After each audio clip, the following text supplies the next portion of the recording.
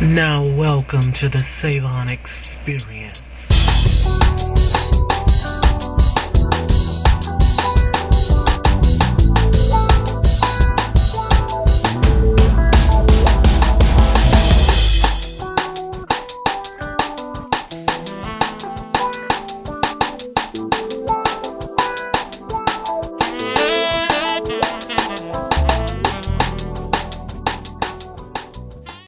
Oh, okay. Fluff girl. Fluff. Now, we ain't gonna tell y'all what just happened. We're gonna leave it alone. It's called something needs to be edited out. And we just deleted the whole damn thing. Yeah, because you know, who was that stuff? Somebody smart out there know how to remove that shit. And I just know. I'm not even gonna put that into the atmosphere. But anyway, so what we were saying is, I don't have a coming out story. Here's my coming out story. Although I'm not gay. Here's my coming out story. Picture it. Sicily. Kindergarten. Sicily. 1958. Kindergarten. Head school, Nashville, Tennessee. You remember that? Randy Foster. I do not even remember kindergarten. I remember, yeah. You want to put his name out there in the atmosphere. Randy Foster. I said it. I'm on tag Randy Foster. They're going to be a whole bunch of them. Ooh. Brown skin, the color of peanut butter. And jelly. Hair so curly you just get seasick. Ooh, all the waves, right? Just such a cutie. In kindergarten? Yes, in kindergarten. We were over in the corner by the sandbox. In the corner by the sandbox. Thumbing through a book of Aesop fables. Randy said, do you want to go play in the clubhouse? I said, sure. In the clubhouse? They had all the little shoes and stuff. So we got Aesop fables in the clubhouse. Sandbox clubhouse. Right, Randy Foster, curly hair. That sounds like kiddie porn. Anyway, we just had such a good time. And I thought, I don't even care that he's a boy. I think I like him. And so we discussed it. You be my boyfriend and I'll be your girlfriend. And he said, okay. But even then, I knew that, like, maybe we don't want everybody to know our business. So I was like, we'll just tell everybody we're cousins. And so we did. It's my coming out story. That's when I knew I loved boys. And I love them to this day. I love you all. When did I know that I loved boys? I guess that is a coming out story. It is a coming out story. I guess I do have a coming out story. Mine is not as interesting. We weren't reading Aesop fables or Moby Dick. See, now where do you have to go there? I'm just saying, none of that was I was a regular old girl with my little heterosexual coming out story. And you got to go there. I said there wasn't. Oh, okay. Yours was more fabulous. At least, you know, you all were educating and reading literature. I was walking home with my little white girlfriend. I don't know what her name was. Her name was Kim. And Kim liked some boy. And we were in 5th grade. 5th grade, okay. And she was like, oh my God, he is so hot. And I was like, hot. That's what she said. Hot. Mm-hmm. She was fast. So Fast. I looked at him and I was like, oh my God, he is. You had to co-sign. I just said to her though. I just looked and I was like, oh, he is. And so she liked him and I liked him in my mind. Wow. So we both had a crush on him and she never knew that I did. And I was just like, oh my God, he is really hot. So did it register at that time for you? Wow, I like a guy. That's a little different. Maybe I should keep that to myself. Evidently, because I didn't say nothing about it, you know. I was just like, oh, you know. Now, at that time, I had heard from cousins and everything. Oh my God, you're gay, blah, blah, blah, you're a little punk. Okay. But I didn't know what the hell that meant. I just thought because I played with girls all the time. I mean, I didn't have anything in common with guys. Like, I wasn't going to go play football. Right. Okay. I wasn't going to play basketball. I mean, like, it was a bad word. It's like saying fuck in 4th, in the 5th grade. Football?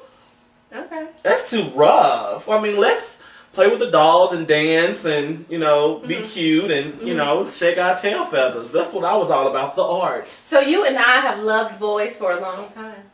A long time. You were a little faster than me. You started I started in 5th grade. I'm a woman who knows what she wants. What can I say? Say that. I'm always been a late bloomer. But, you know what? And I kept that to myself for a while. You are so freaking popular. It's another caller. Wow. Mark, you on the air. We're gonna send that one to voicemail because he's not gonna leave a cuss me out anyway. Right, doesn't mean we don't love you. We do love you. He don't even watch. Well, we don't love you then. What can you do for us? We like politicians up in this piece. What the If hell? you don't vote, we don't care about you. If you don't subscribe, we don't. I mean, it's not personal. It's just like, It is what it is. What have you done for me lately? Ooh, yeah. So, so that was my story. And after then, did I like anybody else since then? No. 5th grade was the only boy that I liked. And then I listened to all my girlfriend stories about their boyfriends and was like, okay, great. But you always kind of roll with women. Always. They were fabulous. That's why we roll together. They were and you know what? I only like the fabulous ones. Really? Like, I actually thought before the 5th grade incident. 5th grade? The incident. The incident on the way home, I thought that I actually liked girls. But really? what I learned was I loved their fabulosity. Oh, okay, got it. Hair laid, clothes is cute, or got a cute style about her. Mm-hmm. Just, I was like, oh, she is so cute. And I'm like, oh, I like her. But I liked her and said, oh, I want to be this bitch. But everybody else was like, oh, you got a crush. And I was like, yeah. But I was like, she is fabulous. I want to be her friend. Like, our crush is crushing, though. And the battery is critically low. Not critically. Like, what is going to happen? What's going to happen when the battery gets this low? This device will self-destruct. It'll be like, what? Oh my God, it's critical. Please put it up. I'm just saying, was that a message? It was. Oh, see, this is the type of stuff that I get, girl. Oh, what happened? Did you come? Come on. You see? I'm not even responding to that one. I'm going back to the one that I was talking about. Just the nice guy. Okay. He didn't say that. Nice guys. Yes. Nice Finish guys. first in our book. Rule. Okay? Yes. Come, have something about yourself that's different. Okay, so I was thinking about this the other day. Speaking of nice guys, and I was watching, I love watching the Food Network. I love watching them cook. I do. And it's not just because I'm a big girl either. I'm just saying. It's not just because of that, but I love watching it. Girl, we are not going to sit here and talk about food. No, it's not. It's so not about food. I'm going somewhere with this. Big, oh my God. Let me just say, big girls talking about food is so done. It's so done. It is. And please, we're not. We had some before we got on camera. Girl, we had to clip the table. But we're not going to talk about it. Okay, so this is the thing. I was watching the Food Network, and this guy eating all this weird food. I don't even know the name of the show. He eats all this weird food, snails and roasted ants and he stuff. He goes to different places, right. And he was talking about these particular dishes are an acquired taste. And I started to think about acquiring a taste for a thing. And I was like, how do you acquire a taste for a thing? So I started doing some research. How do you acquire a taste for You have to snails? introduce it to the palate repeatedly until the palate becomes accustomed to it. And I'm thinking it's the same way with relationships, because I got a tendency of leaning, abandon, if you will, toward a bad boy. It's something about, I'm just saying. Message. I have a leaning toward a bad boy, a little mysterious, like I don't know what it is. So you have to introduce. So I'm thinking good guy. I meet a good guy and I like a good guy, but he doesn't necessarily hold my attention that long. You know what I'm saying? You know what? It's funny that you said that. So good guys are an acquired taste. They are an acquired taste. And I've been struggling with that. Like, I don't really go for the bad guys because I've never dated a thug. I'm just saying. Thug is not necessarily bad, but I'm just saying I've never done the thug thing. It's but relationship I haven't. And I decided that I'm gonna try the little nerdy types. Like, I've never been with the nerds. Listen, I've never been with the nerds, etc., and that type of thing, or what people would classify as the geeks or whatever. But, I've kind of put myself out there, like, just like in front of a Mack truck of nerds, just put myself out there. And you know what? Yeah, I'm beginning to like that. And you know what? And all nerds are not like some nerds are hot. Like hot. Like I met some nerds that are hot that you didn't even know there was a nerd because they were so damn hot. But you know what I might think of as a nerd might be different from what somebody. Well, and everybody else. I love intelligent. You know, I do too, but they're just nerds are really corny, kind of. I mean, really. I like a little corn. Me too, with some biscuits and some gravy and everything else. But I've never liked just corny. But you know what? What I've found is that the qualities that I'm looking for in a guy, they already have. Mm-hmm.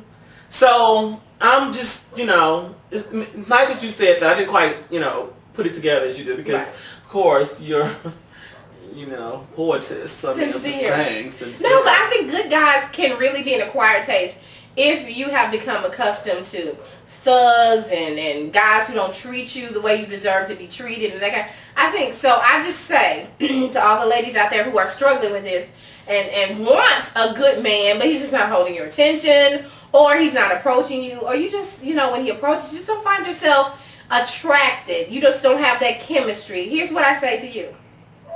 Chemistry is a class in high school, okay? And I didn't do all that well in it, I'm saying. But acquire the taste for being treated well, no matter who it is. Continue to introduce to your palate things that are good for you. That's what I say. And if it's in the form of a nerd, so be it. But some thugs, so-called thugs, know how to treat you well. Don't be fooled by the package. Get to know the guy. Please do not judge a book by its cover. And hold out for what you deserve. I am so tired of judging books by its cover. Like, I do. But I was about to lie to y'all. I was about to say I don't do that, but I do. I have. We all tend to. There's been some guys that I thought were thugs, because, they have that thug swag. And you know what I hate? I hate you meet a guy and, he's kind of thuggish. Mm-hmm. And you bring him home and you're not sure if he's going to romance you or rob you. And it's a problem. It's a problem. If I think that you might possibly steal my wallet or credit card, I'm not going to be able to date you. I've done that one time, and he did, girl. He didn't rob me right there on the spot. He was a sophisticated, Right, it's happened to me. I mean, I hate to admit it. Don't be shamed. I'm not shamed, girl. I'm talking about he came up a few times. I remember 4th of July. And I don't know what year because I've forgotten. But it was 4th of July. He had been coming up. We've been hanging and chilling. And you know what? I knew something was crazy because one night I was asleep and I woke up and we fell asleep in the bed together. Okay? But then I woke up and you were in the den, the den, and you were on the floor asleep right in front of my DVD player. It was when the DVD players first came out. How did you get out of a nice warm bed? Wait a minute. A warm body. I was thinking, I don't know what I was thinking. I wasn't thinking any damn thing, obviously. And I was like, honey, get up and come on. He's like, oh shit, damn, I done fell asleep. Okay. And I didn't think nothing of it. Well, then 4th of July, guess what he leaves up out of the house with? Your DVD. My brand new DVD player that my sweetheart, John Tay, bought me. Okay? Best friend, big ups to you. He didn't take the Matrix movie. I was going to be mad because it was the year the Matrix came out. Wow. I had some expensive dated liquor. I mean, brandy, bourbon. I don't know about the liquor, but oh my God, even some Brass Monkey. Okay. And everybody knows Brass Monkey. Okay, it was one of the original bottles. And so it was worth some money. My mom collected them. She didn't drink, but she collected them. And he took it. He sure did. He took it. And I was like, this bitch. And then when I thought about it, I was like, this bitch didn't just fall asleep. He was casing my goddamn life. His name was Julian from Chicago. And he was Italian and black. Well, let me tell you how it happened to me. And you should not be ashamed if this happens to you. This is, put it on the learning curve, honey.